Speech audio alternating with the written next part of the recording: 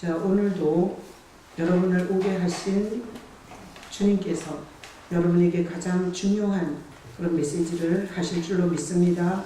예, 자, 그래서 여러분 이제 지금 여기 예배에 오신 거잖아요. 예배.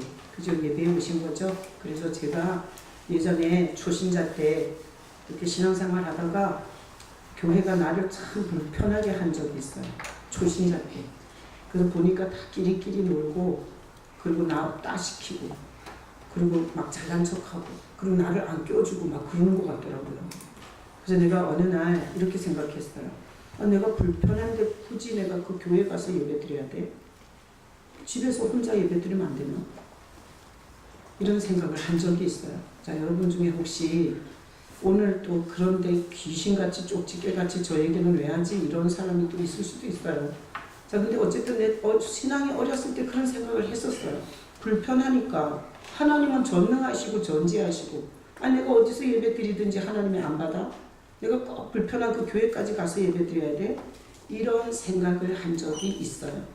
자, 여러분은 오늘 어떤 마음으로 예배를 오셨는지 모르지만 분명한 것은 뭔가 하면 여기는 예배 자리예요. 자, 어디에 내가 있는 것이며, 그리고 예배가 뭔지에 대해서 모르고 우리가 수십 년 예배를 했다면 사실 이거는 굉장히 심각한 상황이에요. 그래서 오늘 이 본문에서는 예배에 대해서 가르치는 본문이에요. 자, 다시 한번 말씀을 읽어보겠습니다. 4장 21절 읽어봅니다. 예수께서 이르시되 여자야 내 말을 믿으라. 이 산에서도 말고 예루살렘에서도 말고 너희가 아버지께 예배할 때가 이르리라. 성경을 읽다 보면 동문서답을 가장 많이 한 게 예수님이에요. 예수님은 동문서답을 굉장히 많이 해요.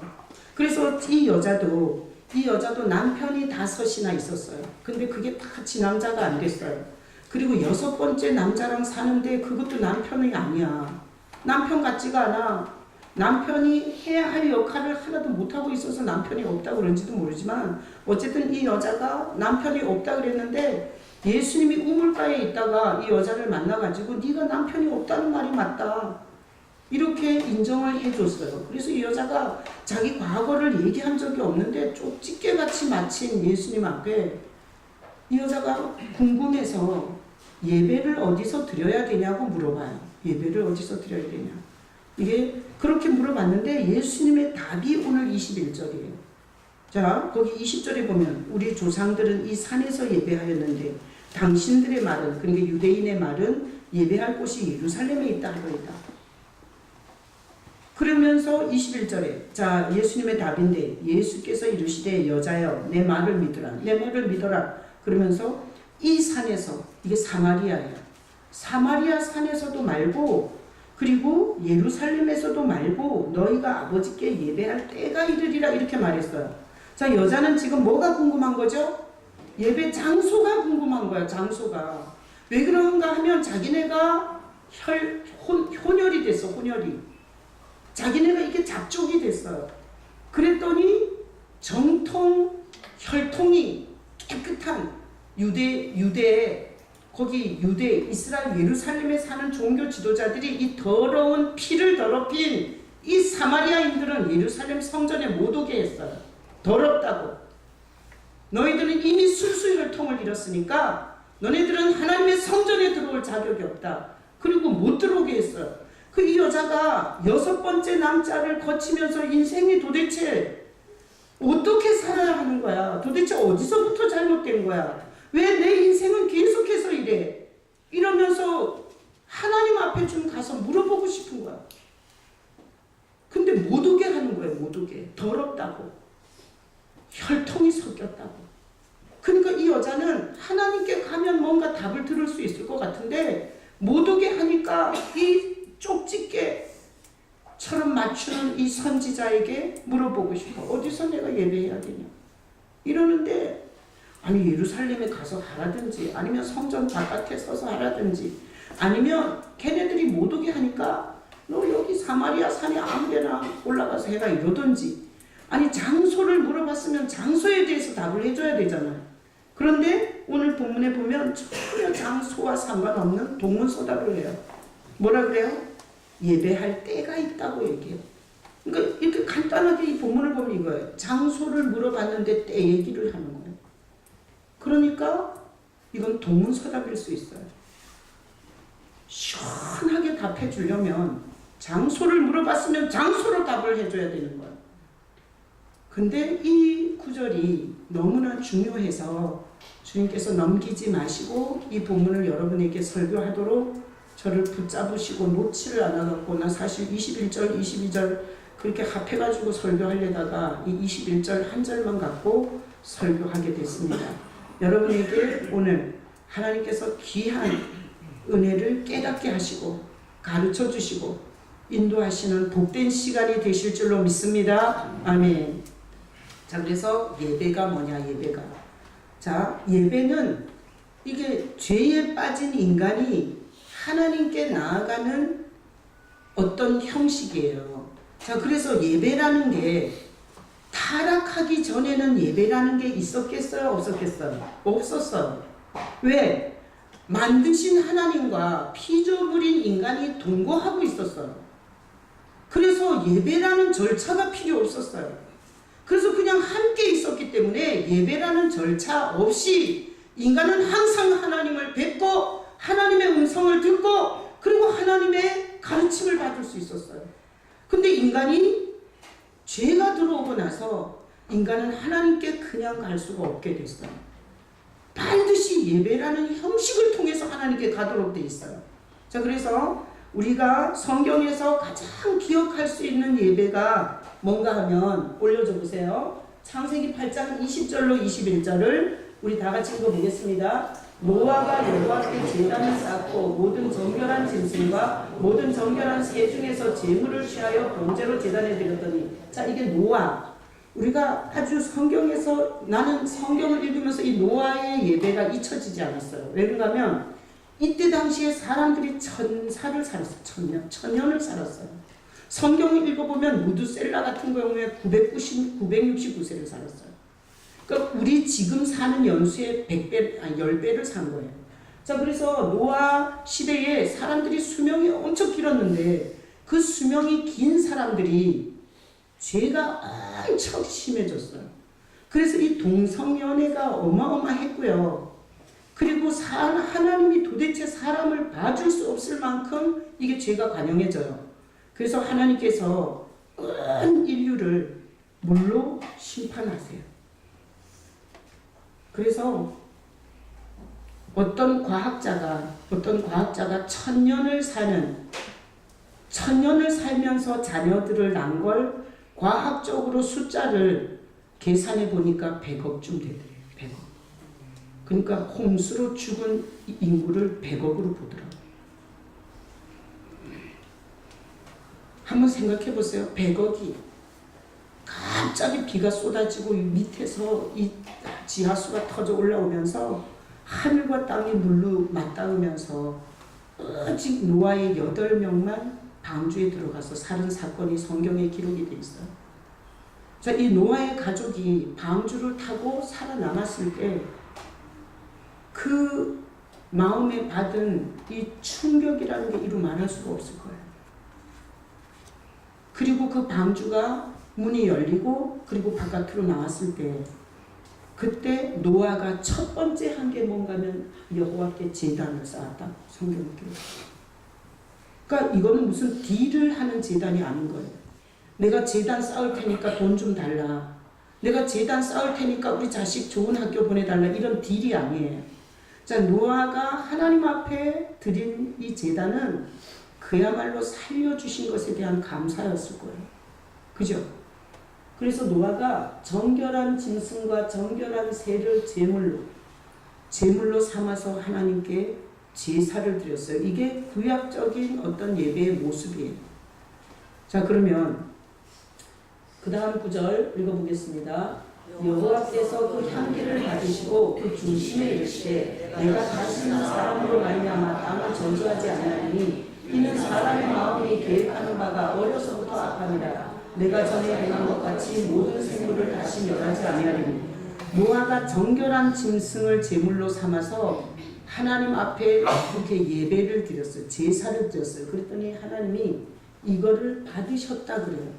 그래서 예배가 뭔가 하면 땅에서 하면 하늘에서 반응하는 게 예배예요.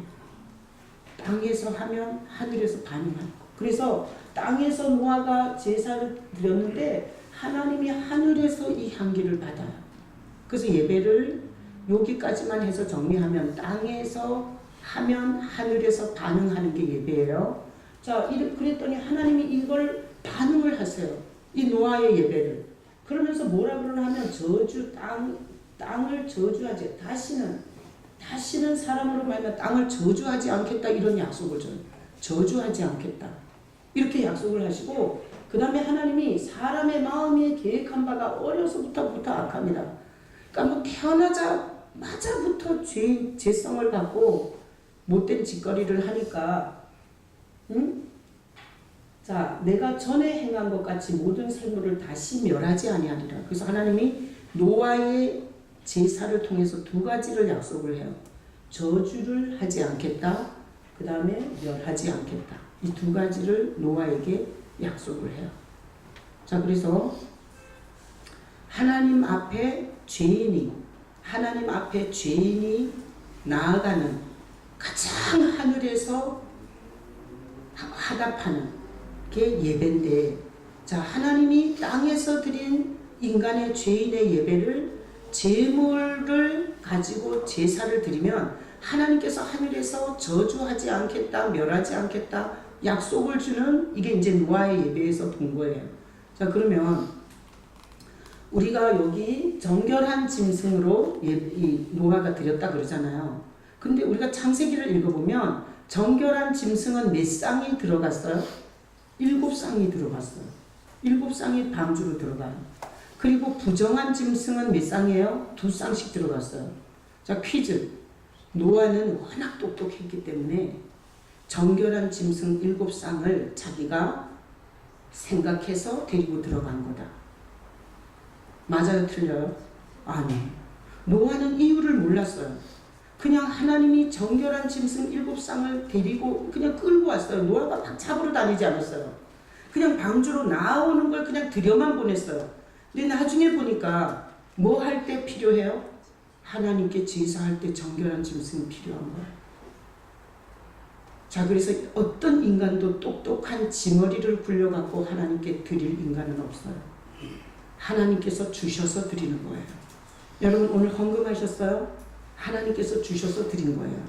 여러분 오늘 여기 와서 예배하고 계십니까? 하나님께서 은혜를 주셨기 때문에 오신 거예요. 하나님께서 은혜를 이렇게 거둬버리면 아무리 오고 싶어도 못 와요. 무슨 일이든지 생겨서 못 와요. 자, 그래서 이렇게 노아의 이 예배를 통해서 하나님이 저주하지 않겠다, 멸하지 않겠다 두 가지를 약속하잖아요. 그러니까 예배는 중요해요, 안 중요해요? 굉장히 중요해요. 예배는 굉장히 중요합니다. 다 같이 고백해봐. 예배는 중요하다.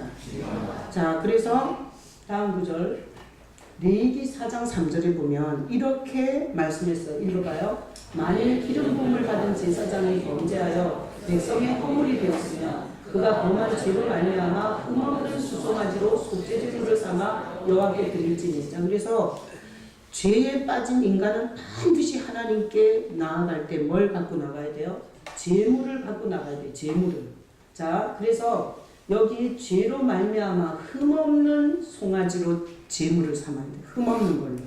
그래서 구약에 보면 사람이 죄를 지으면 다 이렇게 짐승이 대신 죽어요. 그래서 구약을 읽어보면 소, 양, 염소, 비둘기 이런 제물들이 죽는데 제사장이 뭐 하냐면 뭐 찾는 줄 알아요? 흠을 찾아요. 흠을.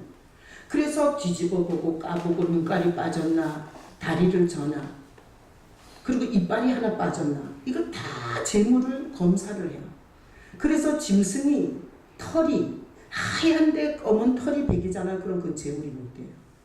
그래서 이 제사장들이 하는 게 흠을 찾는 걸 하는 거, 흠을 찾는 걸 가져오면 왜? 흠이 없어야 연락이 돼요. 아셨어요? 눈깔 빠진 거 드린 제사가 있었겠어요? 없었겠어요? 있었어요. 그러나 하나님은 그건 안 받은 거예요. 자, 그래서 제사에는 뭐가 중요하다? 제물이 중요해요. 제물이 뭐가 있어야 돼요? 흠이 없어야 돼요. 흠이. 재물이 흠이 있는 재물은 하나님이 안 받으세요. 그래서 구약에서 제사장들이 그렇게 흠 찾는 시간을 많이 가졌어요. 근데 자, 이렇게 해서 동물의 제사를 지내다가 지금 예수님이 지금 이 땅에 오신 거죠. 여러분, 예수님은 누구예요? 하나님이세요. 성부, 성자, 성령 하나님 중에 성자 하나님이 인간의 옷을 입고 인간의 땅으로 오신 게 예수님이세요. 여러분, 예수님을 하나님으로 생각하지 않으면 구원받을 수 없습니다. 다 같이 복창해봐. 예수님은 하나님이시다. 자, 하나님이 인간의 몸을 입고 오셨어요. 이것은 뭔 얘기인가 하면 엄마, 아버지 성관계를 통해서 태어난 모든 인간은 죄성을 갖고 태어나요. 만약에 엄마, 아버지의 성관계를 통해서 태어난 인간이 죄 없다 하면 요한 1서 1장 10절에 보면 하나님을 거짓말하는 자로 여기는 거래요. 이게 얼마나 큰 죄인지 몰라요. 자, 엄마, 아버지가 이미 죄성을 갖고 있어요. 엄마, 아버지가 성관계를 통해서 태어난 나는 이미 죄성을 갖고 태어나요. 그러면 나는 흠이 있는 존재예요? 흠이 없는 존재예요? 흠이 있는 존재예요. 그래서 생육법으로 태어난 어떤 인간도 하나님 앞에 제물이 될 수 있다 없다? 없어요. 절대 제물이 될 수 없습니다. 그래서 우리가 사도신경 고백할 때 동정녀 마리아에게서 나시고, 이건 굉장히 중요한 고백이에요. 만약에 성경에 전도사님 안 틀어도 돼요. 이러면 기침하고 난리 나갖고. 네. 자, 동정녀 마리아에게서 나시고, 이것이 만약에 성경에서 빠졌다면 우리는 우리와 똑같은 흠 있는 인간을 또 교주로 만들어서 속고 있는 거예요. 우리는 오늘로 그만둬야 돼요. 근데 동정녀 마리아에서 나왔다고 성경은 엄청 중요하게 그걸 선포를 해요. 이건 뭔 뜻인가 하면 예수님은 죄의 영향을 받지 않고 이 땅에 태어났다는 거예요. 그래서 뭐가 없는 거예요? 흠이 없는 분이세요. 그래서 온 인류를 통틀어서 하나님 앞에 제물이 될 수 있는 분은 예수님밖에 없어요. 자, 그래서 우리가 보면 이단 교주들은 이렇게 말해요. 이단 교주들은 자기가 직통계시를 받아서 특별한 사람이기 때문에 자기에게 오면 영생이라는 이런 영생을 지가 주는 거예요. 이렇게 써서 주면 지가 그 사람이 영생 받아. 이건 다 거짓말이에요. 여러분, 하나님과 인간 사이에 죄의 담이 막혔어요. 이 죄를 허물을 수 있는 것은 제물이 허는 거예요. 제물은 흠이 없어야 돼요. 이 세상에 하나님과 죄인 사이에 어떤 인간도 설 수가 없습니다. 모든 인간은 다 죄를 범한 인간이에요. 모든 인간은 태어날 때부터 흠을 갖고 태어나요. 죄성을 갖고 태어나서 시기질투를 저절로 하고 화딱지를 저절로 내고, 그리고 다른 사람을 미워하고 다른 사람을 비하하는 걸 가르친 적이 없는데 해요. 자, 그래서 온 인류를 통틀어서 흠없는 제물이 될 수 있는 분은 누구밖에 없어요? 예수님밖에 없어요. 그래서 동정녀, 죄의 영향을 받지 않고 처녀의 몸에서 태어났다는 고백을 우리는 신앙 고백에다가 철저하게 매일 하고 있는 거예요. 자, 그래서 예수님은 흠없는 제물이세요. 그래서 우리가 하나님께 죄인이 나가는 데는 반드시 뭐가 있어야 돼요? 제물이 있어요. 제물이. 그래서 하나님께 나아가는 인간이 제물 없이 나오면 전혀 하나님과 상관이 없는 겁니다. 그래서 흠없는 제물을 구약에서 얘기했는데, 다음 구절 에베소서 2장 12절로 14절 읽어봐요. 그때 너는 그리스도 밖에 있었고 이스라엘 나라 밖의 사람이라. 약속의 언약들에 대하여는 외인이요 세상에서 소망이 없고 하나님도 없는 자이더니 이제는 전에 멀리 있던 너희가 그리스도 예수 안에서 그리스도의 피로 가까워졌습니다. 그래서 우리 사이에 누가 있는 거예요? 그리스도의 피가, 예수 그리스도의 희생이 제물로 살아있어요. 그래서 오늘 여러분들은 예배 온 거죠. 그죠? 예배를 온다는 건 누구를 향해서 오는 거예요? 하나님을 향해서 오는 거잖아요. 근데 여러분들이 제물 갖고 오셨어야 되는 거예요. 제물 갖고 오셨어요. 여러분이 예배를 오면 반드시 제물을 갖고 와야 되는데 소 갖고 오셨어요? 양, 비둘기 어디 한 마리 잡아오셨어요? 자, 우리는 재물을 가지고 예배를 와야 돼요. 근데 구약처럼 양이나 소나 비둘기 이런 재물을 가지고 오라는 게 아니에요. 예수님이 모든 인류의 재물이 되시고, 그리고 우리가 하나님 앞에 예배하러 올 때는 어떤 재물을 갖고 와야 돼요? 예수구소라는 재물을 갖고 오셔야 돼요. 예수구소라는 재물. 그분이 하나님과 우리 사이에서 당신이 재물이 되어서 피를 흘리셨어요. 그래서 하나님 앞에 예배하러 오는 자는 이 예수구소의 재물 되심을 갖고 오셔야 돼요. 만약에 예배를 온다 하면서 예수님의 재물 되심에 대한 이 인식도 고백도 없이 오면 재물 없이 온 거예요. 자, 재물 없이 오는 예배는 하나님 앞에 상달이 되어야 안 돼요? 안 됩니다. 될 수가 없습니다. 자, 그래서 예수님은 하나님이시면서 하나님과 우리 사이에 재물이 되신 거예요. 자, 그러면 그때 당시에 예수님이 가장 비참하게 죽을 때 종교 지도자들이 다 욕했어요. 근데 그 종교 지도자들은 예수님이 재물이 되시는 걸 몰랐어요. 그러니까 지금 이스라엘에서는 1958년 5월 14일 날 이스라엘 국토가 회복이 됐어요. AD 70년에 망했다가. 근데 이 나라는 지금 이슬람 사원을 없애버리고, 그리고 그 자리에다가 성전 짓기를 원해요. 그래서 이스라엘 성지순례 가보면 그 금으로 촛대, 엄청난 금으로 촛대를 만들어 갖고 거기 예루살렘 성전산 옆에다가 이렇게 전시를 해놨어요. 근데 방탄 유리로 못 훔쳐가게. 그래서 우리는 동물의 제사를 드릴 만반의 준비가 돼 있다고 거기 준비하고 있어요. 그래서 성전을 다시 세워서 동물 제사를 드리려고 해요. 이스라엘이 국가적으로. 자, 이거는 예수님이 제물 됐다는 걸 인정하지 않는 거예요. 그리고 구약의 제사를 회복하겠다는 거예요. 자, 하나님이 힘이 없어서 이스라엘 성전산에 이슬람 사원이 서 있는 게 아니에요. 하나님께서 성전을 세우지 못하도록 가장 강력하게 거기다가 역사해 놓은 거예요.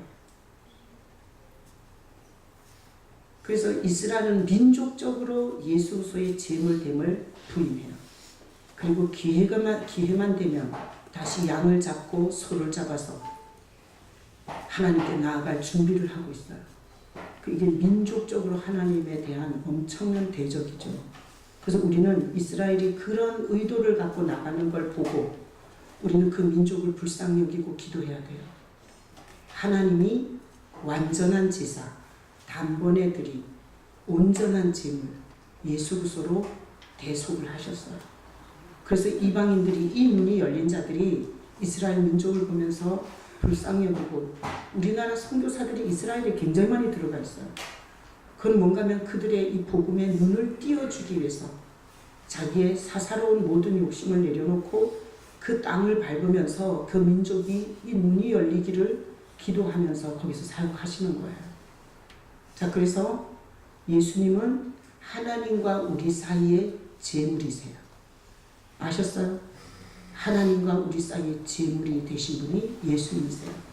그래서 우리가 하나님 앞에 예배하러 올 때 반드시 제물 없이는, 죄인은 제물 없이는 하나님 앞에 오면 안 됩니다. 그래서 우리는 예배에 올 때 우리를 향해서 제물이 되신 누구를 기억해야 돼요? 예수님을 기억하고 오셔야 돼요. 예수님과 함께 오셔야 돼요. 그래서 만약에 지금까지 40년을 예배드리고, 그리고 지금까지 하루에 3번씩 예배드렸는데 예배가 예수님 없이 온 예배라면 하나님께서 기억하는 예배가 횟수가 돼요, 안 돼요? 안 됩니다. 그러니까 하나님이 기억하는 예배는 예수 그리스도를 제물로 우리를 위해서 죽으신 예수 그리스도를 기억하는 예배만 상달되는 거예요. 안 그래요? 제물 없는 예배는 예배가 아니니까. 자, 그래서 우리가 지금까지 예배를 얼마를 드렸는지 모르지만 예수님이 하나님과 나 사이에 제물이 되셔서 나의 죄를 대신 지시고 죽으시면서 우리가 예배할 때마다 예수 그리스도의 제물을 가지고 예배하도록 하나님께서 번잡스러운 짐승을 잡거나 각을 뜨거나 그리고 황소 한 마리 한 1,000,000원씩 주고 가져왔어야 되는 거예요. 근데 이렇게 모든 번잡한 것을 싹 예수 안에서 싹 도말하시고 죄인이 하나님 앞에 하나님의 제물, 하나님이 친히 준비한 제물, 인간이 한 번도 구한 적도 없고 인간이 손댄 적이 없는 하나님이 친히 준비한 제물, 예수 그리스도를 힘입어서 예배 오는 거예요. 자, 그래서 예배는 제물 없이 오는 예배는 예배가 아닙니다. 그리고 예배는 반드시 제물과 함께 오셔야 돼요. 그래서 우리는 예배를 올 때 누구와 함께 오셔야 돼요? 예수님과 함께 오셔야 돼요. 예수님과 함께 올 때 예수님이 하나님이 하늘 보좌를 버리시고 내가 달려야 할 저주의 나무에 달려서 내가 받아야 할 모든 고통과 수치와 모욕을 당하신 그분을 생각하면서 오셔야 돼요. 어제까지는 다 용서해 드릴게요. 어제까지는. 왜? 하나님은 과거를 묻지 않잖아요. 그러니까 오늘 이 말씀을 통해서 여러분이 앞으로 예배 올 때 누구를 기억하면서 누구와 함께 와요? 예수님을 기억하면서 예수님과 함께 오세요. 그래야 그게 하나님이 받을 수 있는 예배예요. 자, 그러면 하나님께서 이런 거예요. 자, 인간이 죄에 빠졌죠? 죄에 빠졌죠. 구약에 이런 짐승을 갖고 제사를 드리면서 하나님께 오게 했어요. 노아가 그렇게 제사했을 때 저주하지 않겠다, 멸하지 않겠다 이랬어요. 그죠? 거기 정결한 짐승으로 드렸을 때. 근데 하물며 오늘날 하나님께서 동물보다 훨씬 더 큰 하나님 자신이 제물이 된 이 예수 그리스도를 힘입어서 하나님 앞에 예배를 오면 예수 그리스도 하나님이 준비한 그 제물을 가지고 예배를 오면 하나님께서 얼마나 저주를 처리해 주시고 그리고 우리를 멸하지 않겠다는 언약을 확실하게 하겠습니까? 자, 하나님 앞에 올 때 제물 없이는 안 되기 때문에 여러분 하나님 앞에 예배하러 올 때마다 예수님과 함께 오시는 여러분 되시기를 축복합니다. 그래서 이 여자가 물어본 거예요. 어디서 예배해야 되냐고. 장소를 물어봤어요. 예수님께서 예배할 때를 말씀하셨어요. 이거는 뭔가 하면 장소가 중요하지 않다. 이젠 장소는 끝났다. 내가 오기 전까지는 예루살렘 한 군데서만 예배했어야 돼요.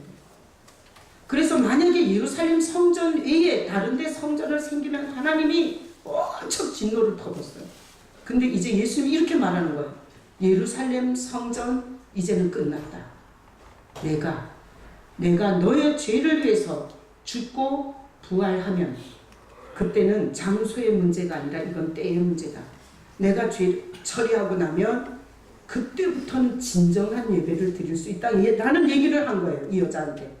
근데 이 여자는 이렇게 제가 설명한 것처럼 알아들었을까요? 못 알아들었을까요? 못 알아들었어요. 우리는 2000년 전에 하나님이 흠없는 제물이 되셔서 친히 우리의 죄를 처리하고 그리고 지금 2000년이 흘렀어요. 그래서 우리는 이 여자에게 예수님이 뭔 뜻으로 말했는지를 우리는 알 수 있어요. 그래서 예수님이 제물이 된 이후로 예배가 활짝 열렸어요.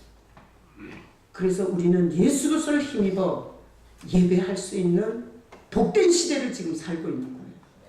번잡스럽게 짐승을 목을 따서 칼로 피를 내서 그것을 단에다 뿌리고 이런 모든 번잡함을 다 하나님께서 처리하시고 우리를 위해서 희생하신 그리스도의 피, 예수님의 희생, 그것을 기억하고 나오는 예배는 하나님께서 연락하는 예배가 되는 거예요. 난 여러분들이 하나님이 연락하는 예배, 이 예배를 여러분들이 기억하시라고 여기에서 삐깔까봐 예수 우리 왕이여 이 찬양을 20년째 부르고 있어요. 20년째. 그래서 보세요. 아무 생각 없이 왔어. 그런데 예수 우리 왕이여 이렇게 찬양을 부르래. 누가 정했어? 목사가 정했어. 근데 보세요. 제 제 의도는 아무 생각 없이 뭐 하러 오는 데인지도 모르고 여기가 잠자러 오는 데인 줄 알고 그냥 처음부터 앉아서 자기도 하고, 그리고 여기서 어떤 분은 그랬어요. 옛날에 삼성 다니던 어떤 분이 자기는 예배하러 와서 앉으면 사업 구상이 그렇게 잘 된대. 사업 구상. 응. 우리가 이 예배에 온 사람들의 정신 세계와 생각의 세계와 그리고 이 보이지 않는 세계를 오픈한다면 정말 난리 본거지도 아닐 거예요. 근데 목회자로서 간절한 소망은 하나님 앞에 여러분이 연락되는 예배를 드리기를 소망하면서 부르려니까 그냥 부르는 거잖아. 예수 우리 왕이여 이곳에 오소서. 목회자는 성도들을 향한 간절한 눈물을 담은 애절한 소망이 있어요. 그런 헌금을 많이 등치고 싶은 게 아니라 여러분들이 예수님을 힘입어서 하나님 앞에 왔으면 좋겠어요. 그러면 정결한 재물을 가지고 나온 노아에게 저주하지 않겠다, 멸하지 않겠다. 아니 정결한 짐승의 제사에도 그렇게 하셨는데 여러분이 예수로서라는 이 하나님이 주신 재물을 힘입어 나왔을 때 하나님이 여러분의 삶에 얼마나 더 큰 저주를 하지 않고 너를 멸하지 않겠다라는 약속을 얼마나 분명하게 하시겠냐고요. 그러니까 목회자의 소망은 여기 사람들이 벌떼처럼 구름대처럼 모이는 것보다 몇 명이 모였더라도 우리가 예수님을 힘입어 예배하는 교회가 되고 싶은 거예요. 그래서 그게 마음에 안 들면 막 이렇게 막 기타 쳐주고 막 자기 비유 맞춰주는 대로 가든지. 자, 목회자의 소망은 예배가 예수님을 힘입어서 예수님을 경배하는 예배를 드리는 걸 보고 싶은 게 목회자의 소망이에요. 전 지금 목회하면서 그 꿈을 꿔요. 우리 성도들이 각 사람이 동서남북에서 올 때 자기를 위해서 희생하신 그리스도의 희생을 생각하면서 내가 일주일 동안도 그 은혜로 살았고 그리고 나는 지금 뭐 하러 가냐? 그분을 찬양해드리고 경배해드리러 간다. 이런 마음을 가지고 강릉에서 2시간 차 타고 김상국 시장도 오시고 그리고 기차 타고 우리 아라 같은 경우는 춘천에서 오고 이렇게 모였을 때 우리가 하나님이 기뻐하는 제물 되신 그리스도를 힘입어 하나님을 예배하는 이 꿈을 꿔요. 자, 처음에 교회 올 때 다 그런 마인드 없었어요. 무당한테 빌듯이 자기 필요한 것을 열심히 빌며 그것을 쫙쫙 입맞춰주는 게 그게 믿음이고 그게 은혜인 줄 아는 성도들을 이제는 그 수준에서 더 하나님을 기쁘시게 하는 수준으로 끌어올리고 싶은 그것이 목회자의 꿈이고 소망이에요. 자, 그래서 예배는 교회 와서 드려야 되냐 안 드려야 되냐 제가 이렇게 시작했어요. 자, 예배는 불편할 때는 집에서 드려도 돼요 안 돼요? 안 됩니다. 예배는 세 종류가 있어요. 이렇게 동서남북에서 다 하나님께서 모으는 이런 공예배가 있어요. 이 공예배 하나님 앞에서 모든 성도들이 예수의 주 되심과 그분의 희생을 기억하면서 이렇게 한꺼번에 드리는 예배 하나님 앞에 얼마나 영광이 되는지 몰라요. 여러분 60만이 모여있지만 제물 대신 그리스도를 기억하지 않는 예배는 귀신 같은 예배입니다. 하나님이 볼 때. 난 그래서 우리 교회가 숫자는 작더라도 하나님을 기쁘시게 하는 예배 교회가 되고 싶어요. 그래서 계속 예수님을 중매하는 거예요. 계속 예수님 중심의 신앙이 되기를 설교하는 거예요. 자, 그러면 한번 보세요. 우리가 몇 명 많지는 않지만 5분 거리에서 10분 거리에서 2시간 거리에서 1시간 거리에서 그렇게 예배를 올 때 하나님과 나 사이에 제물 대신 그 예수로서의 은혜와 사랑을 생각하면서 그렇게 예배하러 모여서 우리가 20명이든 30명이든 예배할 때 하나님이 받으시는 예배인 거예요. 안 그래요? 숫자가 중요하냐고요. 그렇게 하나님께서 흠양하시고 기뻐하시는 예배를 드리면 하나님께서는 우리에게 있는 저주를 다 걷어주시는 거예요. 그리고 우리를 멸할 일에서 하나님께서 그 예배를 받으시고 그리고 우리를 멸할 계획을 바꾸시는 거예요. 이런 교회가 되고 싶지 않아요? 자, 그래서 예배는 공예배를 올 때 이렇게 생각하셔야 돼요. 예수님을 기억하는 사람들이 모여서 예수 그리스도의 제물 되심에 대해서 기억하고 기념하고 하나님을 기쁘시게 하는 게 공예배예요. 공예배 굉장히 중요합니다. 그것을 집에서 개인적인 예배로 대체할 수 없습니다. 그리고 성경에서 분명히 말했어요. 교회는 에클레시아고 같은 믿음을 고백하는 사람들의 모임이에요. 이 모임을 해치는 것은 하나님 나라를 해치는 것과 같습니다. 그래서 공예배 예수 그리스도의 제물을 가지고 오셔야 돼요. 여러분이 또 가정에서 가정예배 하잖아요. 혼자서 예배할 수도 있고 부부가 같이 예배할 수도 있고 자녀들과 예배할 수 있고. 자, 그렇게 가정에서 예배할 때 누구 기억해야 돼요? 예수님 기억하는 예배가 되셔야 돼요. 제물이 없는 제사는 하나님이 안 받으신다고요. 예수님을 기억하면서, 그래서 주님이 하신 일을 기억하면서 예배를 가정에서 드리잖아요. 그럼 가정 예배예요. 개인 예배예요. 우리 김창복 집사님이 강릉에서 살기 때문에 이렇게 공적인 새벽 예배를 못 오세요. 근데 혼자서 부활절에 혼자서 이렇게 손들고 주님 너무 침대가 서늘합니다. 오늘 하루 종일 일해서 온 삭신이 다 쑤십니다. 내일 예배를 못 갈 것 같아요. 이러면서 주님 앞에 기도하다가 주님의 방문을 받았다 그래요. 근데 방문을 받았는데 이렇게 3시간을 손들고 기도하면서도 이 육신이 아프던 게 싹 하나도 안 아프고, 그리고 힘을 주셔갖고 그 다음날 멀쩡히 예배를 왔어요. 근데 그 얘기를 들으면서 가정에서 개인적으로 예수님을 기억하는 예배에 하나님께서 상달하는구나. 그리고 주님께서 개인적인 그런 은혜를 주시는구나. 저한테 굉장히 은혜가 됐어요.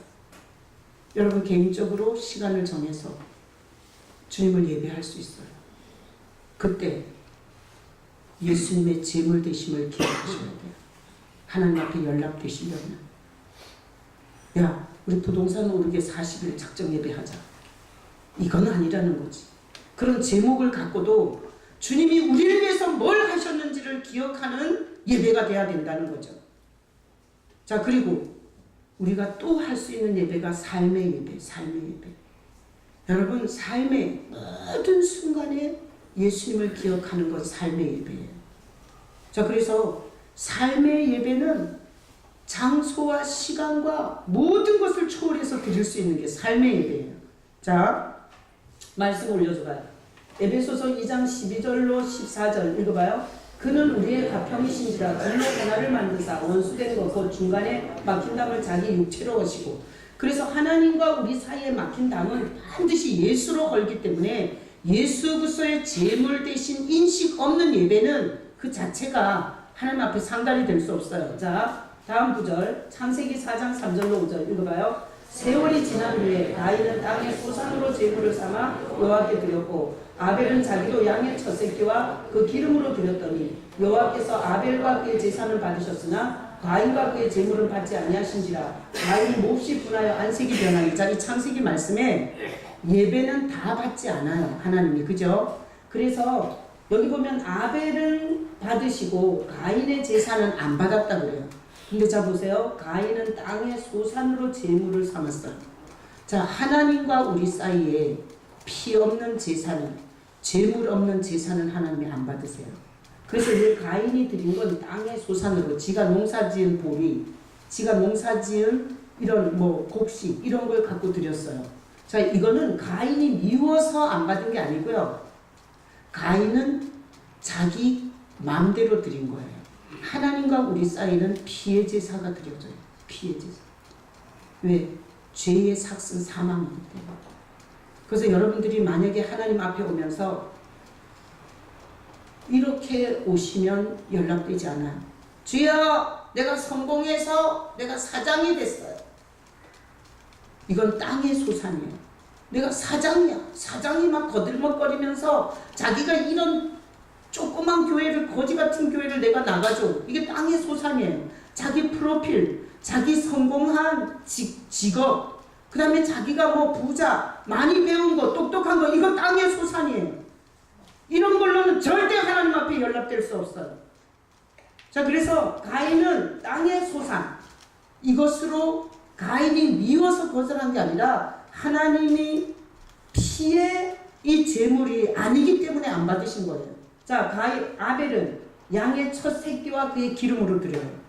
이것은 하나님이 받으시는 제물이기 때문에 받으신 거예요. 다음 구절.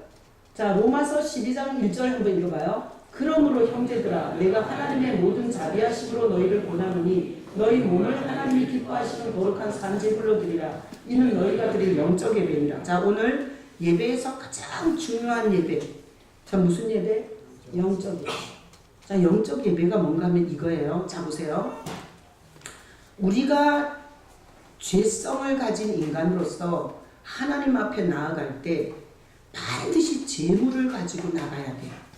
근데 지금은 구약 시대가 아니라 예수님께서 십자가에서 모든 사역을 완성한 때이기 때문에 우리는 무슨 제물을 갖고 오면 돼요? 예수님의 제물을 갖고 오시면 돼요. 예배할 때. 자, 이렇게 예수님을 제물로 가지고 와서 이렇게 예수님을 찬양하고 하신 일을 기억하고 이렇게 우리가 예배를 해요. 그리고 나서 여기 로마서에 보면 이렇게 말해요. 하나님의 모든 자비하심으로 너희를 권하노니 너희 몸을, 자, 너희 몸을 하나님이 기뻐하는 산제물로 드리래. 이제는 예수님이 우리 죄를 위해서 제물이 되어 주신 그 사실을 갖고 오는 우리는 이제부터 우리가 뭐가 돼요? 우리가 이제 산제물이 되는 거예요. 살아있는데 제물이에요. 자, 살아있는데 제물은 자기 기분, 자기 감정, 자기 생각대로 사는 게 아니에요. 제물은 죽는 거잖아요. 그래서 우리가 예수 안에서 죽는 거예요. 그래서 나는 죽고 예수로 사는 거예요. 이게 진정한 영적 예배라는 거예요. 자, 그래서 우리는 오늘 이 설교를 통해서 기억해야 돼요. 하나님 앞에 올 때 자기 프로필, 자기 똑똑한 머리, 자기가 만든 거, 자기의 업적, 자기의 공로, 이런 걸로만 오면 하나님한테 연락되는 예배가 된다, 안 된다? 안 된다. 자, 하나님 앞에 예배 올 때 우리는 반드시 제물과 함께 오셔야 돼요. 그 제물이 누구라고요? 예수 그리스도예요. 예수 그리스도. 자, 그래서 예수 그리스도 안에서 예배하는 거예요. 예수 그리스도와 함께 예배하는 거예요. 하나님은 그 예배에 저주가 떠나가고 그리고 멸하지 않는다는 약속을 예배 때마다 주는 거예요. 자, 이렇게 예수님과 함께 예배를 와서 하나님께서 저주를 떠나보내고 그리고 멸하지 않겠다는 하나님의 약속을 받고 은혜를 받았잖아요. 그럼 우리가 삶으로 다시 돌아가죠. 삶으로 돌아가면 우리는 어떻게 살아야 돼요? 예수님과 함께 사는 거예요. 예수님과 함께. 이렇게 예배할 때만 쥐야 이러다가 저문 나가면 싹 까먹고 다 자기 기분과 자기 감정대로 사는 게 아니라 진정한 영적 예배는 자기 몸을 하나님의 제물로 드리는 거예요. 그래서 자기를 내세우는 게 아니라 예수님을 힘입어서 사는 거예요. 이게 진정한 영적 예배라는 거예요. 자, 그래서 이렇게 말씀 듣고 여러분들이 가정에 돌아갔더니 마누라가 너무 마음에 안 들게 하는 거야. 그래서 너무 화딱지가 나갖고 마누라한테 막 뭐라고 욕을 하고 싶어. 근데 나는 뭐예요? 이게 산제물이잖아. 그지? 그러니까 막 욕을 하고 싶어서 나오는 대로 막 욕을 퍼붓는 게 아니야. 그때 날 위해서 죽으신 누구 생각해요? 예수님 생각하면서 주님하고 교제하는 거예요. 주님, 내가 이 여자한테 한 방 찔러주고 싶습니다. 얼마나 못생겼는지, 얼마나 밥맛이 없는 인간인지 내가 찔러주고 싶습니다. 근데 자, 몸을 거룩한 산제물로 드리래잖아. 그러니까 살았는데 죽어야 돼. 그래서 주님 앞에서 지를까요? 그렇게 물어서 주님이 질러라. 아주 상처를 꼭꼭 씹어서 아주 그냥 콕 찔러줘라. 이런 예수는 아니에요. 그렇게 주님 앞에 내가 다시 제물이 되어서 살았는데 죽는 이런 주님을 쳐다봤을 때 주님께서 이런 걸 많이 가르쳐줘요. 너도 죄인, 그도 죄인. 너도 실수하고 그도 실수하고. 너도 욕심 있고 그도 욕심 있고. 너도 이기적이고 그도 이기적이고. 그런 걸 알게 하시면서 그렇게 억울하고 분통 터지는 내 감정을 다스려줘요. 이게 진정한 영적 예배예요. 그래서 하나님이 연락하는 예배는 예수님과 함께 온 예배. 그리고 진정한 영적 예배는 나는 죽고 예수님이 살게 하는 예배. 그래서 오늘 우리는 이 자리에서 공적 예배를 드리고 있어요. 하나님이 여러분한테 물어보고 싶어요. 재물 갖고 왔냐? 너 재물 갖고 왔어? 너가 가지고 올 재물을 내 아들, 네 죄를 위해서 희생한 네 아들 예수 그리스도 기억하고 오는 거야. 내 아들이 너 대신 얼마나 찢기고 상했는지 그 희생을 기념하고 오는 거야. 너 오늘 공예배 개품 재고 왔는데 너 재물 갖고 왔냐? 이렇게 주님 물어보실 수 있어요. 여러분이 가정에서 목적을 가지고 예배하면서 뭔 목적을 갖고 하는지 모르지만 너 가정에서 개인적으로 나한테 예배할 때 내 아들 기억하면서 예배했냐? 내 아들이 너 대신 어떤 희생과 멸시와 천대를 당했는지 너 기억하면서 예배했냐? 그렇게 물어볼 수 있어요. 그리고 여러분들이 예배를 이렇게 형식적 예배를 하고 돌아가서 삶 속에서 교회에 오면 예수가 생각이 나. 그리고 삶에서는 다 지 기분과 지 욕심과 지 하고 싶은 대로 하고 살았어요. 그전에 그러면 그거는 예배가 아니에요. 삶 속에서 부인이든 남편이든 직장에 가든 교회에 오든 주님과 함께 그 삶의 예배가 되는 사람이에요. 주님과 함께. 그래서 삶의 예배가 되는 사람은 항시 현장에서 주님을 묵상하는 거예요. 주님 어떻게 할까요? 주님 내가 어떻게 해야 됩니까? 이런 상황에서. 자, 그래서 제가 샘플을 하나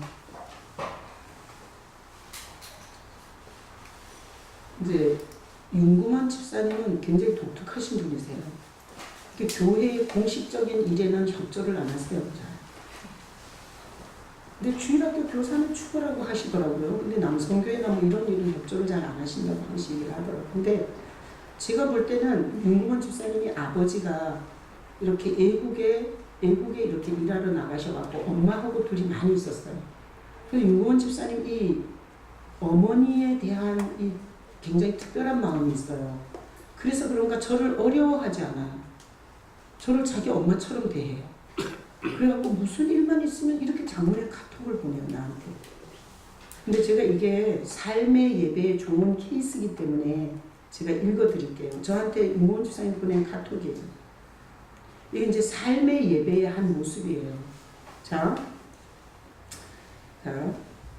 제가 읽어볼게요. 목사님, 한 달 남짓 쉬면서 많은 것을 생각하게 하는 시간이었습니다. 정리해고를 당하고 돈 문제로 법적인 문제가 연루되고 개인 빚으로 인하여 가정은 더 힘들어지고 한 번에 밀려오는 이게 나 지금 눈물이 흘려갖고 한 번에 밀려오는 이 모든 문제가 감당하기 힘든 시간이었습니다. 그런데 지금 내가 할 수 있는 건 기도밖에 없었고 오직 주님께 물어볼 수밖에 없기에 주님 이제 저 어떻게 해야 합니까? 새벽에 묻고 낮에 묻고 자기 전에 묻고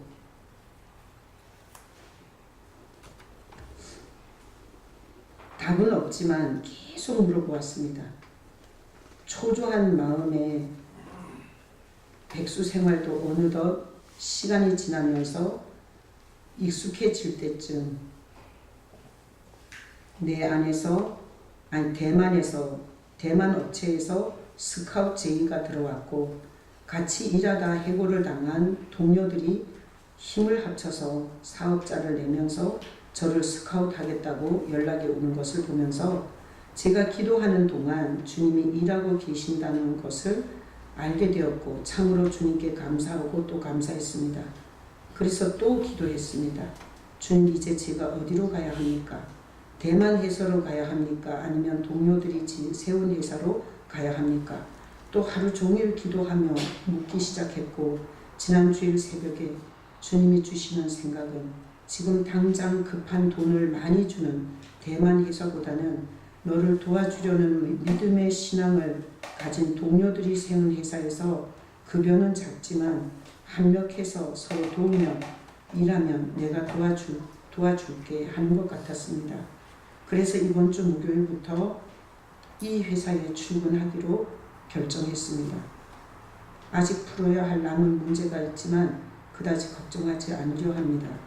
왜냐하면 계속 주님께서 어떻게 해야 하는지 물어보면 제가 기도하는 사이에 힘든 상황에 주변 정리들을 하시며 일하시는 주님이 너무 감사했고 이런 상황을 보면서 작은 믿음이지만 확실히 삶에서 인도하시는 주님을 경험하게 되는 한 달이었습니다. 주님 너무 감사드리며 또 감사드립니다. 이게 삶의 예배예요. 삶의 예배는 자기 생각, 자기 고집, 자기 경험, 자기 이론을 내려놓고 그러니까 산 재물인 거예요. 그걸 내려놓고 주님의 뜻을 묻는 거예요. 그래서 저는 이 얘기를 들었을 때 나는 솔직히 성도를 사랑하는 목회자로서 그 대만 회사 가요. 묻지 말고 돈 많이 준대잖아. 난 솔직히 그 말 하고 싶었어요. 근데 내가 그 말 하기 전에 집사님이 자기가 이미 결정했다고. 상황은 어렵지만 주님께서 일하시면 그게 더 장기적으로 더 낫다고. 그렇게 결정했다. 그래서 지금 그 회사 다니면서 지금 개고생해요. 아직 회사가 자립이 안 돼요. 그래도 어떻게 해서 그 직원들이 봉급은 주나 봐요. 내가 엘리베이터에서 만나면 물어봐요. 어떻게 대박 좀 터지냐고. 근데 아직은 힘들다. 근데 자 우리가 주여 이러고 부르고 살면 뭐하겠어요. 예배는 절대 재물이신 그리스도를 빼놓고는 하나님과 무관한 자예요. 그래서 이렇게 공예배를 올 때도 여러분들이 예수님이라는 재물을 기억하면서 오세요. 그래서 제가 얘기는 하도 귀에 떡지가 않도록 해가지고 우리 집에는 구두칼이 없어요. 그래서 새벽에 제가 운동화를 신고 오는데 항상 운동화가 작은지 손가락을 넣어야 돼. 그래서 내가 새벽에 이렇게 새벽 예배 나올 때 그냥 막 머리도 막 만지고 막 이렇게 막 옷도 갈아입고 막 바빠요. 그리고 나서 항시 이 손가락을 구두 밑 뒤축에다 집어넣을 때 항시 생각해요. 뭐하러 가지? 예배하러. 예수 그리스도의 하신 일, 그 하신 일을 힘입어 예배하러 간다. 거기서 기억을 꼭 해요. 그리고 오잖아요. 그러면은 예배하면서 내가 뭐 하러 왔는지를 잊어버리질 않아요. 사도신경 하는데 많은 양이 예수님에 대한 고백이에요. 자 보세요. 나는 전능하신 아버지 하나님 천지의 창조주를 믿습니다. 2줄이에요. 그 다음에 예수님에 대한 고백이 이만큼이에요. 그 애아들 우리 주 예수 그리스도를 믿사오니 이는 성령으로 잉태하사 동정녀 마리아에게서 나시고 이만큼이에요. 내가 이 운동화 뒤축에다가 손가락을 넣고 내 대신 제물이 되시고 당신의 모든 영광과 모든 보좌와 모든 피를 다 버리시고 그 예수님을 이 운동화 뒤축에다 손가락 넣고 기억하고 와서 말씀을 묵상하고 예배를 하면 내가 피곤하다. 내가 왜 잠을 안 자고 왔을까? 내가 이런 미친 짓을 해갖고 건강하게 살 수 있을까? 이런 생각이 안 들어요. 여러분이 볼 때는 제가 매일 새벽 예배를 해요. 대단한 거 아니에요? 근데 나는 그 생각을 할 때마다 너무나 하는 게 없는 거예요. 하나님이 나를 위해서 하신 일을 기억해보면 내가 한 게 너무 없는 거예요. 너무 없는 거예요. 그래서 새벽에 예배 인도하고 기도하는 거, 그게 뭐가 힘들어? 그렇게 주님을 기억하고 예배를 드리고 강단에 엎드리면 감사밖에 안 나는, 감사밖에. 하나님이 이 죽은 개 같은 내가 뭔데 그렇게까지 하셨는지 감사밖에 안 나는 거. 그리고 하나님이 해준 일에 비하면 내가 너무나 하는 일이 없는 거예요.